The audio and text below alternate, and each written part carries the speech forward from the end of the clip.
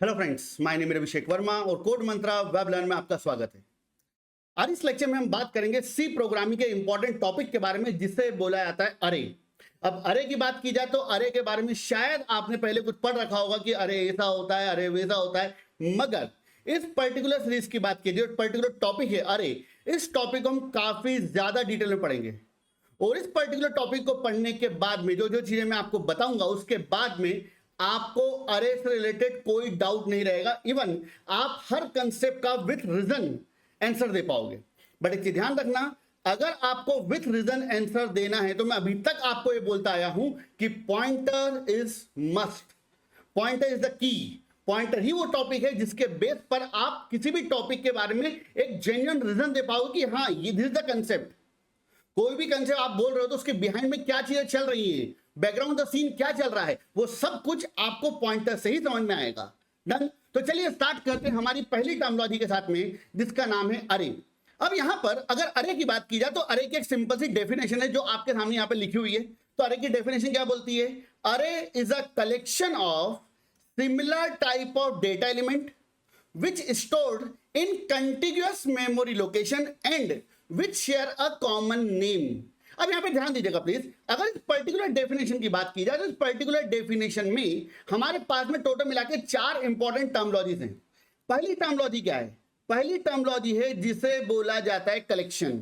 Done. दूसरी important terminology है similar type.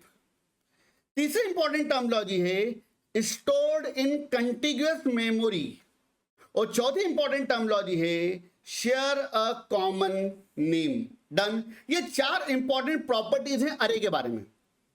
But एक चीज ध्यान रखना, अगर इस पर्टिकुलर डेफिनेशन की बात की जाए तो इस पर्टिकुलर डेफिनेशन में मैंने आपके सामने यहां पे वर्ड लिखा हुआ इन सी।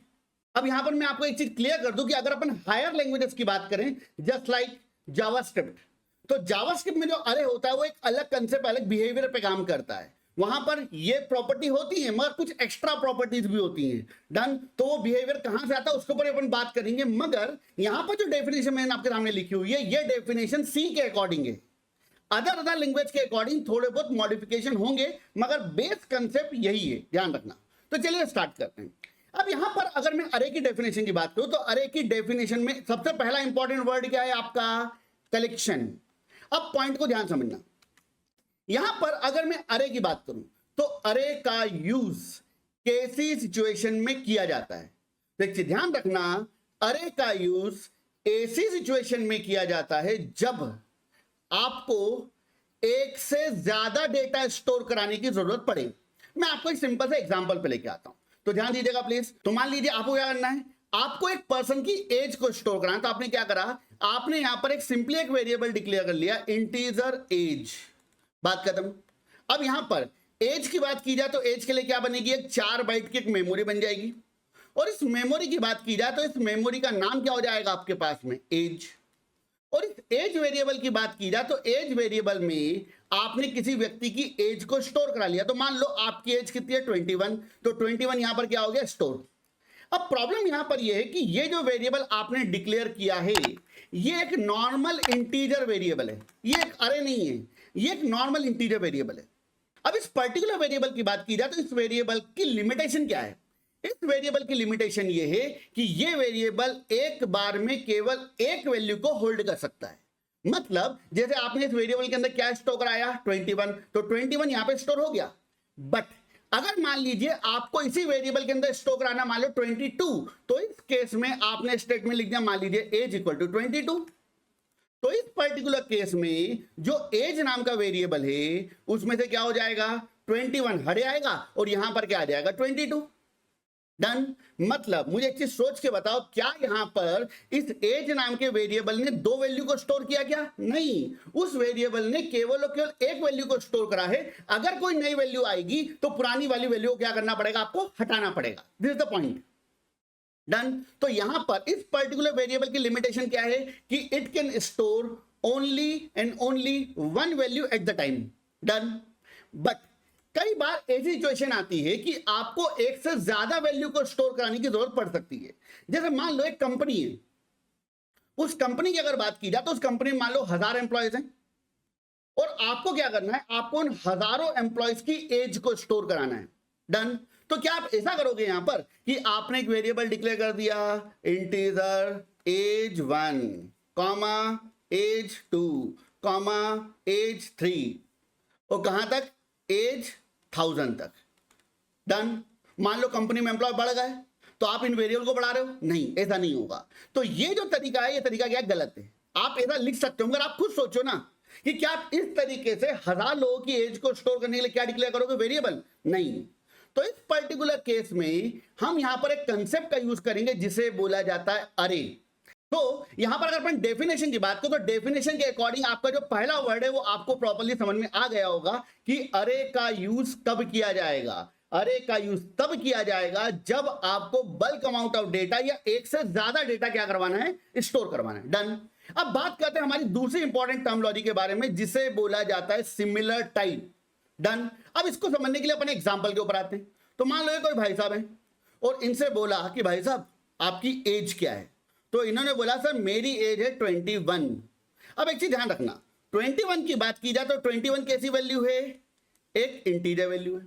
मान लो कोई और भाई साहब है और मैंने इनसे पूछा कि भाई साहब आपकी एज क्या है, तो इन्होंने बोला सर मेरी एज है 27। अब 27 की बात किया तो 27 भी कैसी वैल्यू है आपकी, इंटीजर। अगर मान लो किसी ने मुझसे ही पूछ लिया सर आपकी एज क्या है ये तो बताओ, तो मैंने बोला मेरी एज है 38। अब 38 की अगर बात की जाए तो 38 क्या है, वो भी एक इंटीजर वैल्यू है। मतलब अगर मैं एज की बात करूं तो चाहे मैं आपकी एज की बात करूं या मेरी एज की बात करूं या किसी और भी व्यक्ति की एज की बात करूं, सब व्यक्ति अपनी एज किसमें बताएंगे, 22, 31, 57 जो भी बताएंगे। डन। कोई भी व्यक्ति ये थोड़ी बताएगा कि मेरी एज 2.7 ईयर है, ये नॉर्मली बताने का तरीका नहीं होता है। डन। तो इस पर्टिकुलर केस में बात की जाए तो किसी भी व्यक्ति की एज किस डेटा टाइप से डिनोट की जाएगी, इंटीजर।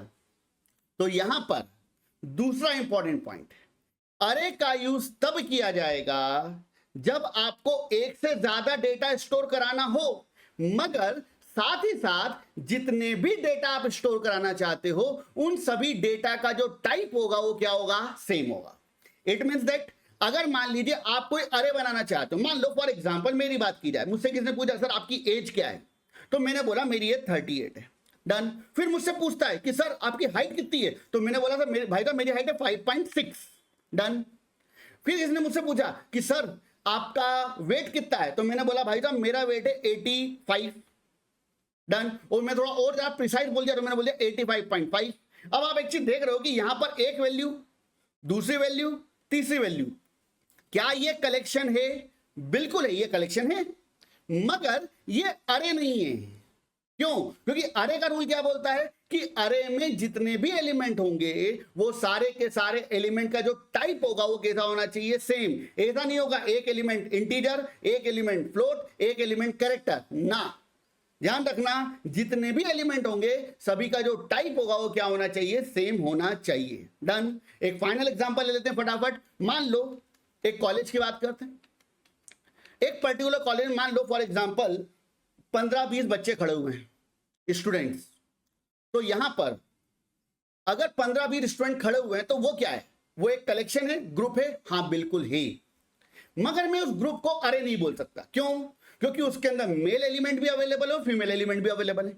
तो अगर मैं क्या करूं कि मैं फीमेल को अलग कर दूं, मेल को अलग कर दूं, तो यहां पर क्या हो गया, एक ग्रुप बन गया किसका, फीमेल्स का, एक ग्रुप बन गया किसका, मेल्स का। तो अपन क्या बोलेंगे कि यहां पर जो फीमेल का ग्रुप है वो एक अरे है और जो मेल का ग्रुप है वो एक अरे है। डन। तो ध्यान रखना अरे की डेफिनेशन का दूसरा इंपॉर्टेंट वर्ड क्या है, सिमिलर टाइप। डन। अब यहां पर जो तीसरा पॉइंट है जिसे बोला जाता है stored in continuous memory location, और जो चौथा पार्ट है जिसे बोला जाता है शेयर अ कॉमन नेम, इसके ऊपर अपन डिटेल में बात करेंगे। डन। आपको मैं प्रॉपर एग्जांपल दूंगा जिससे आपको चीजें स्मूथली समझ में आ जाएगी, कोई इशू नहीं आएगा। डन। तो चलिए आगे बढ़ते हैं। तो यहां पर मैं इस कंटेंट को एक बार क्या कर देता हूं, हटा देता हूं यहां से। अब ध्यान दीजिएगा प्लीज। अब यहां पर मान लो कि आपको किसी पर्टिकुलर पर्सन की एज को स्टोर करना है, तो आप क्या करोगे, सिंपली एक वेरिएबल डिक्लेयर कर लोगे। डन। मगर मैं क्या चाहता हूं, मैं यहां पर यह चाहता हूं कि मुझे एक से ज्यादा लोगों की एज को स्टोर कराना है। ध्यान रखना एक से ज्यादा लोग। तो मान लो कि आपको 5 लोगों की एज को स्टोर कराना है, तो आपने क्या करा, आपने यहां पर एक सिंपली एक स्टेटमेंट लिखा इंटीजर एज। बट प्रॉब्लम क्या है कि यहां पर जो एज वेरिएबल है कितने लोगों की एज को स्टोर कराएगा, केवल एक व्यक्ति की। तो इस केस में मैं यहां पर एक स्क्वायर ब्रैकेट सिंबल का यूज करूंगा। और एक चीज ध्यान रखना, ये जो स्क्वायर ब्रैकेट सिंबल होता है ये किसको डिनोट करता है, अरे को। डन। तो यहां पर आपने क्या लिखा, इंटीजर एज, और उसके बाद क्या लगा दिया, स्क्वायर ब्रैकेट। तो सिंपल वर्ड में अगर बात की जाए तो जो एज है ये अब एक नॉर्मल वेरिएबल नहीं रहा, ये बन चुका है एक अरे। डन। क्योंकि अपन ने इसके आगे क्या लगा दिया, स्क्वायर ब्रैकेट। डन। और लास्ट में मैंने क्या लगा दिया, सेमीकोलन। डन, बात खत्म। तो अरे को लिखने का तरीका कुछ इस तरीके से होता है। अब यहां पर पहली इंपॉर्टेंट चीज कि अगर आप कोई अरे बना रहे हो तो आपको ये बात पता है कि भैया मुझे ज्यादा डेटा स्टोर करना है। तो यहां पर सबसे पहली रिक्वायरमेंट ये है कि आपको इस स्क्वायर ब्रैकेट के अंदर ये मेंशन करना पड़ेगा कि आपको कितना डेटा स्टोर करवाना है। यहां पर मेरी रिक्वायरमेंट क्या है, मुझे 5 एलिमेंट को स्टोर कराना है। तो मैंने यहां पर क्या लिख दिया, इंटीजर एज ऑफ 5। डन। अब पॉइंट को ध्यान से समझना, अगर इस पर्टिकुलर लाइन की बात की जाए तो ये पर्टिकुलर जो लाइन है इस लाइन को बोला जाएगा अरे डिक्लेरेशन। डन। अरे डिक्लेरेशन। अब पॉइंट को ध्यान समझना, तो यहां पर इस पर्टिकुलर लाइन का मतलब क्या हुआ, इस पर्टिकुलर लाइन की बात की जाए तो यहां पर आपने क्या लिखा, इंटीजर एज ऑफ 5। तो पॉइंट को ध्यान सुनना, यहां पर एज एक इंटीजर टाइप का अरे है। ध्यान समझना, यहां पर जो एज है वो क्या है, एक इंटीजर टाइप का अरे है। डन। अरे का सिंबल क्या होता है आपका, स्क्वायर ब्रैकेट। डन। और इस अरे की बात की जाए तो इस अरे में टोटल मिला के कितने एलिमेंट हैं, 5। डन। ये क्या बता रहा है, ये बता रहा है नंबर ऑफ एलिमेंट। डन। अगर आपको 10 एलिमेंट स्टोर कराने तो आपने क्या लिख दिया, 10। डन। अब यहां पर इस 5 की बात की जाए तो अरे कितने का है, 5 एलिमेंट का। तो अगर मैं यहां पर बोलता हूं इस अरे का साइज क्या होगा, तो पॉइंट को समझो, एक एलिमेंट कितने बाइट का है, 4 बाइट। इंटीजर है ना, हाँ। तो एक एलिमेंट कितने बाइट का है, 4 बाइट का। टोटल कितने एलिमेंट हो गए, 5। तो यहां पर आपका आंसर क्या आएगा, 4 × 5। तो आपका टोटल आंसर आएगा कितना, 20। तो सिंपल वर्ड में अगर बात की जाए तो इस अरे का साइज क्या होगा, आपका टोटल मिलाकर 20 बाइट्स। डन। तो ये जो लाइन आपने लिखी है इसे क्या बोला जाता है, अरे डिक्लेरेशन। अब यहां पर अगर मैं अरे डिक्लेरेशन की बात करूं तो अरे डिक्लेरेशन एग्जैक्टली करता क्या है, तो जैसे हम पुराने प्रोग्राम्स की बात करें तो मैंने आपको बताया था कि भैया जब भी आपको कोई डेटा स्टोर कराना होता तो आप क्या करते हो, कोई ना कोई वेरिएबल डिक्लेयर करते हो। डन। अगर आपको 20 स्टोर कराना है आपने इंटीजर वेरिएबल डिक्लेयर कर लिया, आपको 2.7 स्टोर कराना है तो आपने क्या करा, एक फ्लोट वेरिएबल डिक्लेयर कर लिया। सेम एज इट इज, अगर आपको bulk amount of data store कराना है तो आपने क्या करा, एक अरे डिक्लेयर कर लिया। अब मेरे पॉइंट को यहां पे ध्यान से समझना, ये जो तरीका आपने अरे को डिक्लेयर करने का यूज किया है इसे नॉर्मली अरे डिक्लेरेशन तो बोला जाता है, मगर इसके साथ में एक वर्ड और यूज कर लिया जाता है जिसे बोला जाता है स्टैटिक अरे डिक्लेरेशन। डन। तो अगर आप इसको अरे डिक्लेरेशन के साथ में अगर स्टैटिक अरे डिक्लेरेशन बोलोगे तो भी कोई प्रॉब्लम नहीं है, मगर इसका जो मेन कंसेप्ट है वो एक दूसरे कंसेप्ट के ऊपर डिपेंड करता है जिसे बोला जाता है स्टैक और हीप मेमोरी, जिसे हम आगे डिस्कस करेंगे। क्योंकि मैं आपको 2 टर्मिनोलॉजीज के बारे में बताऊंगा, पहला होता है स्टैटिक अरे और दूसरा होता है डायनेमिक अरे। Done. But at the time अगर बात की जाए तो आप ये वाले पॉइंट को भी साथ में ध्यान रख सकते हो। अब यहां पे ध्यान दीजिएगा प्लीज, तो जैसे आपने यहां पर किसी अरे को क्या करा, डिक्लेयर किया, तो क्या होगा, तो इस पर्टिकुलर केस में आपके पास एक मेमोरी अलोकेट होगी। डन। और उस मेमोरी की बात की जाए तो यहां पर कितने बाइट की मेमोरी अलोकेट होगी, टोटल मिला के 20 बाइट की। तो मान लो कि आपके पास में एक 20 बाइट की मेमोरी अलोकेट हो गई। डन। तो यहां से लेके यहां तक मान लीजिए 20 बाइट की मेमोरी अलोकेट हो गई। और इस मेमोरी की अगर बात की जाए तो ये मेमोरी ओवरऑल मिलाकर 5 पार्ट में क्या हो जाएगी, डिवाइड हो जाएगी। डन। तो यहां पर क्या करा अपन ने, टोटल मिला के 5 एरिया बना दिए। क्यों, क्योंकि आपने यहां पर 5 एलिमेंट के लिए क्या करिए, मेमोरी एलोकेट करिए। डन। अब पॉइंट को ध्यान समझना, यहां पर आपके पास 5 एलिमेंट के लिए मेमोरी तो बन गई, मगर इस पर्टिकुलर मेमोरी की बात की जाए तो इस पर्टिकुलर मेमोरी में आपको एक कंसेप्ट को समझना पड़ेगा कि इस मेमोरी में जितने भी एलिमेंट आएंगे वो एक के बाद एक आएंगे। डन। जैसे मैं आपको एक सिंपल एग्जांपल पे लेके आता हूं कि मान लो आप पीवीआर गए और वहां पर आपने क्या किया, आपने बोला कि भाई साहब हम 5 दोस्त हैं, हमारे लिए टिकट दे दो, 5 टिकट दे दो। तो क्या करेगा, वो नॉर्मली आपको जो टिकट देगा वो क्या देगा, एक के बाद एक। डन। तो सेम एज इट इज आपने यहां पर कंप्यूटर से क्या बोला, सी कंपाइलर से, भाई साहब 5 एलिमेंट के लिए मेमोरी दे दो। तो यहां पर जितनी भी एलिमेंट के लिए मेमोरी बनेगी वो एक के बाद एक बनेगी। इसका मतलब ये हुआ कि अगर पहले वाले एलिमेंट का एड्रेस 1001 है तो अगले वाले एलिमेंट का एड्रेस क्या होगा, 1005। उसके अगले वाले एलिमेंट का एड्रेस क्या होगा, 1009, देन 1013, देन 1017। मतलब सारे एलिमेंट एक के बाद एक अलाइन होंगे। डन। तो मेमोरी का स्टार्टिंग एड्रेस क्या है, मेमोरी का स्टार्टिंग एड्रेस मतलब सिंपल वर्ड में अगर बात की जाए तो बेस एड्रेस क्या है, 1001। और मेमोरी खत्म कहां पर हो रही है, मेमोरी खत्म हो रही है 1020 पर। ध्यान रखना 1017 पर नहीं, 1017 पे तो लास्ट एलिमेंट स्टार्ट हो रहा है, फिर वो 4 बाइट की मेमोरी लेगा। लास्ट एलिमेंट का बेस एड्रेस 1017 है, खत्म कहां पर होगा, 1020 पर। डन। तो 1001 से लेके मान लो 1020 तक की आपके पास क्या बन गई, एक मेमोरी बन गई। डन। अब आपको मैंने क्या बोला कि जितने एलिमेंट होंगे वो एक के बाद एक होंगे, 1001 के बाद 1005, देन 9, देन 13, देन 17। तो आपका जो तीसरा इंपॉर्टेंट पॉइंट है कंटीन्यूअस मेमोरी लोकेशन, मतलब क्या, एक के बाद एक। डन। तो यहां पर कंटीन्यूअस मेमोरी एलोकेशन का मतलब यह है कि जितने भी एलिमेंट होंगे उनके एड्रेसेस एक के बाद एक होंगे। जहां पर पहले एलिमेंट का एड्रेस खत्म होगा जस्ट उसके बाद से दूसरा एलिमेंट स्टार्ट हो जाएगा। जहां पर आपका दूसरा एलिमेंट कंप्लीट होगा उसके जस्ट बाद में आपका तीसरा एलिमेंट स्टार्ट हो जाएगा, एंड सो ऑन। तो जितने एलिमेंट होंगे उनके एड्रेसेस एक के बाद एक होंगे। ये जो स्टेटमेंट है ये अरे की ताकत है। कैसे समझ में आएगा, धीरे धीरे जाओ आराम से, हम एक एक कंसेप्ट के ऊपर क्या करेंगे, बात करेंगे, डोंट वरी। डन। तो यहां पर तीसरा इंपॉर्टेंट पॉइंट क्या है, यहां पर share a common name. Done. तो यहां पर आपको यह पॉइंट समझ में आ गया होगा, कंटीन्यूअस मेमोरी एलोकेशन। डन। अब यहां पर एक पॉइंट और बचा है, शेयर अ कॉमन नेम। चलो इसको समझने की कोशिश करते हैं। डन। अब इसको समझने के लिए अपन एक सिंपल से एग्जांपल पे आते हैं। डन। अब ध्यान देना, तो जैसे मान लो मेरी बात की जाए तो मैं एक बिल्डर हूं, बॉडी बिल्डर नहीं, अपन नहीं है, मान लो भाई अपने जो प्रॉपर्टी बिल्डर। डन। वैसा कुछ। डन।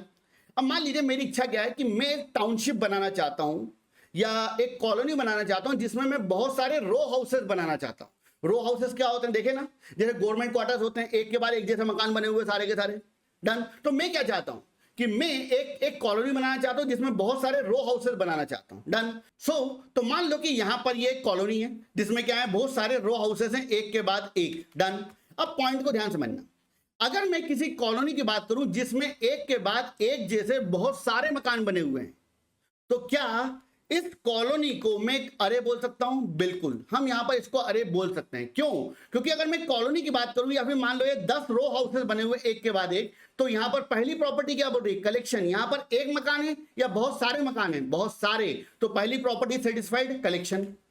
दूसरी प्रॉपर्टी क्या है, सिमिलर टाइप। रिमेंबर यहां पर ऐसा नहीं कि एक मकान अलग बना हुआ, दूसरा अलग बना हुआ, तीसरा अलग बना हुआ है, सारे मकान एक जैसे बने हुए हैं। तो दूसरी प्रॉपर्टी भी क्या हो गई, सेटिस्फाइड, बात खत्म, सिमिलर टाइप। अब यहां पर हम बात करते हैं हमारी तीसरी प्रॉपर्टी की। तीसरी प्रॉपर्टी क्या है, कंटीन्यूअस मेमोरी एलोकेशन। तो इसका मतलब क्या हुआ, जितने भी मकान हैं वो एक के बाद एक। मैंने ऐसा नहीं करा कि एक मकान यहां बनाया, दूसरा मकान यहां बनाया, तीसरा मकान यहां बनाया, नहीं, मैंने सारे मकान एक के बाद एक बनाया। मतलब ये कैसे हैं, आपके कंटीन्यूअस हैं। और चौथी इंपॉर्टेंट प्रॉपर्टी है शेयर अ कॉमन नेम। इसका मतलब क्या हुआ, मुझे एक चीज बताओ कि मैंने यहां पर जो कॉलोनी बनाई है तो मैं क्या करूंगा, इस कॉलोनी का एक नाम दूंगा। तो मैंने क्या किया, मैंने इस पूरी कॉलोनी का एक नाम दे दिया, और वो नाम दे दिया मान लीजिए SRH, Shri Ram Homes. Done.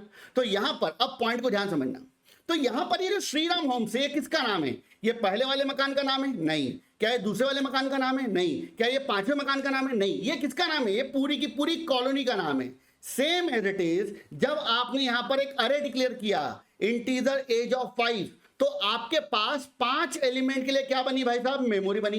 इन 5 एलिमेंट की मेमोरी की अगर बात की जाए तो ये जो एज नाम है, ये नाम किसी एक एलिमेंट का नहीं है, ये पूरे के पूरे अरे का है। डन। तो इस पूरे अरे का नाम क्या हुआ भाई साहब, एज। डन। तो तीसरी प्रॉपर्टी क्या बोल रही है, शेयर अ कॉमन नेम। मतलब जितने एलिमेंट हैं वो एक कॉमन नेम को क्या करेंगे, शेयर करेंगे। डन। तो यहां पे पहले वाले मकान का नाम क्या है? श्रीराम होम्स। दूसरे वाले मकान का नाम क्या है? श्रीराम होम्स। पांचवें मकान का नाम क्या है? श्रीराम होम्स। और आखिरी मकान का भी नाम क्या है? श्रीराम होम्स। मतलब जितने मकान हैं हर मकान का नाम क्या है आपका? Shriram Homes. Same as it is array की बात की जाए तो अरे के सारे एलिमेंट का नाम क्या है? एज। डन। अब अगले पॉइंट के ऊपर आते हैं। अब यहां पर एक प्रॉब्लम है कि सर अगर पहले वाले मकान का नाम भी क्या है? श्रीराम होम्स, तीसरे वाले मकान का नाम भी क्या है? श्रीराम होम्स, तो मैं पहले वाले मकान को पांचवें वाले मकान से डिफरेंशिएट कैसे करूं? ठीक है, तो इस केस में आपको पता है कि हर मकान की बात की जाए तो हर मकान का एक नंबर होता है, मकान नंबर। तो मान लो पहले वाले मकान का नंबर क्या है? 1। तो मैं क्या बोलूंगा? ये क्या है? ये है श्रीराम होम्स 1। और ये क्या कहलाएगा? Shriram Homes 2, then 3, then 4, then क्या मान लो फॉर एग्जांपल 7, देन क्या मान लो फॉर एग्जांपल 9, देन 10।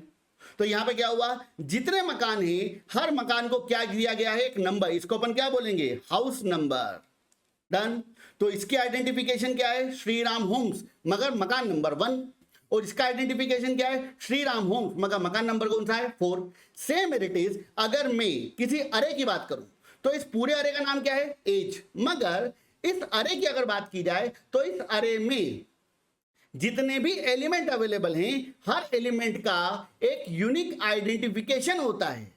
जैसे पहला वाला एलिमेंट है तो इसका आइडेंटिफिकेशन क्या है? 0। दूसरे वाले एलिमेंट का आइडेंटिफिकेशन क्या होगा? 1। तीसरे वाले का 2, चौथे वाले का 3, पांचवें वाले का 4। डन। तो यहां पर अरे में जितने भी एलिमेंट होते हैं हर एलिमेंट का एक नंबर होता है। एड्रेस अलग चीज है, उसको क्या दिया जाए? एक नंबर दिया जाता है। तो इस नंबर की अगर बात की जाए तो इस नंबर को बोला जाता है इंडेक्सिंग। डन। तो जैसे यहां पर क्या होता है? हाउस नंबर, वैसे यहां पर क्या होती है आपकी? इंडेक्सिंग। डन। अब इंडेक्सिंग की अगर बात की जाए तो इंडेक्सिंग की शुरुआत हमेशा कहां से होती है? 0 से। और खत्म कहां पर होगा? n-1। डन। मतलब अगर आपका अरे 10 एलिमेंट का है तो इंडेक्सिंग की शुरुआत कहां से होगी? 0 से। खत्म कहां पर होगा? 9 पर। अगर आपका अरे 100 एलिमेंट का है तो शुरुआत कहां से होगी? 0 पे। खत्म कहां पर होगा? टोटल मिलाकर 99 पर। अगर आपका अरे 1000 एलिमेंट का है तो शुरुआत कहां से होगी? 0 से। खत्म कहां पे होगा? 999 पर। मतलब हमेशा इंडेक्सिंग 0 से लेकर n-1 तक होगी। और n का मतलब क्या है? n का मतलब है नंबर ऑफ एलिमेंट। डन। कि अरे में टोटल कितने एलिमेंट आप स्टोर करवाना चाहते हो। डन। अब कई स्टूडेंट के माइंड में क्वेश्चन आएगा कि सर यहां पर अरे की इंडेक्सिंग की शुरुआत कैसे हो रही है? 0 से। ऐसा क्यों? 1 से क्यों स्टार्ट नहीं कर लिया इसको? तो इसका जवाब हम देंगे, डिटेल में देंगे, डोंट वरी। डन। मगर अभी की बात की है तो अभी आप ये मान के चलो कि अरे की इंडेक्सिंग की शुरुआत कहां से होती है? 0 से। डन। तो यहां पर अरे की चारों जो प्रॉपर्टी है जो मैंने आपको बताया वो आपको समझ में आ गई होंगी। डन। तो चलिए जो भी कंसेप्ट अभी तक मैंने आपको बताया उन सारी चीजों को एक काम करते हैं, इंप्लीमेंट करके एक बार चेक करते हैं। डन। तो यहां पर आपके सामने क्या ओपन है भाई साहब? Visual studio code. और मैंने यहां पर क्या किया? एक अरे डिक्लेयर करा। तो मैंने यहां पे लिखा इंटीजर डेटा ऑफ 5। डन। तो आपने यहां पर 5 एलिमेंट का क्या करा है? एक अरे डिक्लेयर करा है। और ये क्या करेगा? इंटरनली एक मेमोरी एलोकेट करेगा। डन। अब मेरा पहला काम क्या है कि मुझे यहां पर इस अरे के साइज को प्रिंट कराना है कि ये जो अरे है ये कितने बाइट की मेमोरी ऑक्यूपाई कर रहा है। डन। तो मैंने यहां पर स्टेटमेंट लिखा printf size of array equal to %d bytes. Done. तो यहां पे अरे का नाम क्या अपन ने लिख दिया? डेटा मान लो फॉर एग्जांपल। ठीक है। अब आपको पता है कि किसी भी एलिमेंट का अगर आपको साइज पता करना होता तो आप क्या करते हो? यहां पे स्टेटमेंट लगाते हो साइज ऑफ, और यहां पर आपने लिख दिया मान लीजिए उस अरे का नाम डेटा। डन। तो ये स्टेटमेंट क्या करेगा? ये स्टेटमेंट जो आपका अरे है, अरे का नाम क्या है? डेटा। तो डेटा नाम के अरे का जो साइज होगा वो काय में प्रिंट करा देगा? बाइट्स में। डन। तो एक काम करते हैं, इस कोड को हम कंपाइल करते हैं। Code compiled, code run. Output क्या है आपका? 20 बाइट्स। मतलब यहां पर कितने बाइट्स की मेमोरी बन गई? 20 बाइट्स। अब यहां पर एक और प्रॉपर्टी मैंने आपको बताई थी कि अरे में जितने भी एलिमेंट होंगे हर एलिमेंट का एड्रेस क्या होगा? कंटिग्यूअस। इसका मतलब क्या है? जितने एलिमेंट होंगे वो एक के बाद एक होंगे। डन। तो चलिए यहां पर एक काम करते हैं कि जितने भी एलिमेंट्स हैं हम उन एलिमेंट्स के एड्रेस को एक बार क्या कराते हैं? प्रिंट करा के देखते हैं। डन। तो ध्यान दीजिएगा प्लीज। तो मैंने यहां पर स्टेटमेंट लगाया printf slash an address of zero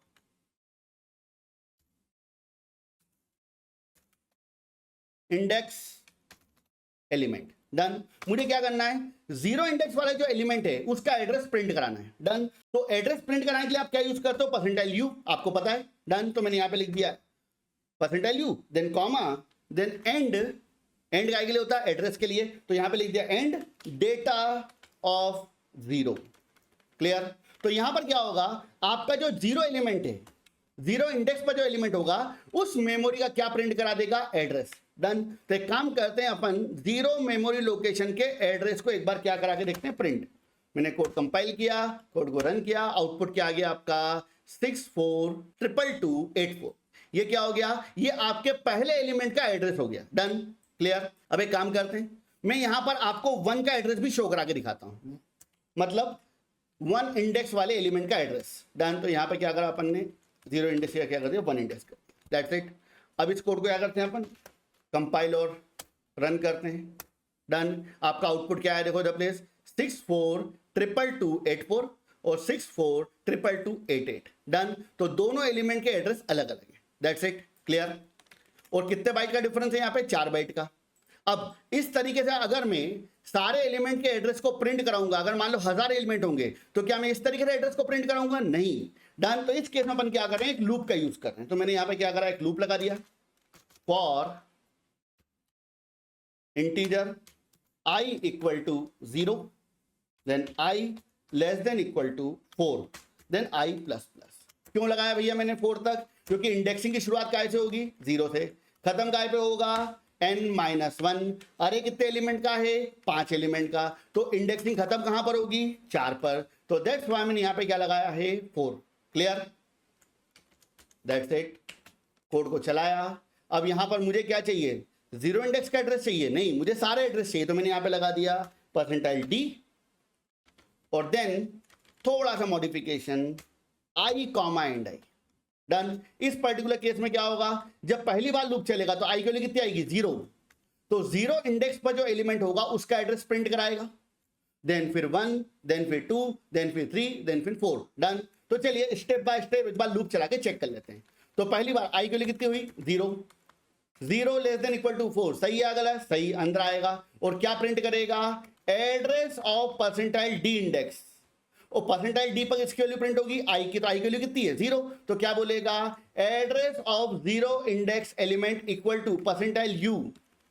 तो यहां पर 0 नहीं लिखना है, यहां पे आई करना है मुझे, ठीक है। तो आई की वैल्यू 0 होगी, तो जीरो इंडेक्स पर जो एलिमेंट होगा उसका एड्रेस क्या करा देगा, प्रिंट करा देगा। डन। तो एक काम करते हैं, इस कोड को हम वापस से एक बार कंपाइल और रन करके चेक करते हैं। Code compiled, code run. आपका आउटपुट क्या है, देखिए अरे का साइज कितना है, 20 बाइट, मगर जो जीरो इंडेक्स वाला एलिमेंट है उसका एड्रेस क्या बता रहा है, 64228280, then 84, then 88, then 92, then 96। Done. तो इस तरीके से जो एड्रेसेस होते हैं वो क्या होते हैं, कंटीन्यूअस होते हैं, मतलब एक के बाद एक। डन। तो ये था अरे का एक इंट्रोडक्शन पार्ट। अभी बहुत कुछ आना। हम कंप्यूटर प्रोग्रामिंग के इंपॉर्टेंट कंसेप्ट्स को आसान भाषा में विथ रियल लाइफ एग्जांपल आप तक पहुंचाते हैं, जो कि आपकी लॉजिकल थिंकिंग को इंप्रूव करने में हेल्प करेगा। अगर आपको हमारा ये कंटेंट और एक्सप्लेनेशन अच्छा लगता है तो प्लीज हमारे चैनल को सब्सक्राइब करें। ये आपके लिए तो फ्री है, लेकिन इससे हमें और नए प्रोग्रामिंग रिलेटेड वीडियोस को बनाने के लिए मोटिवेशन मिलता है।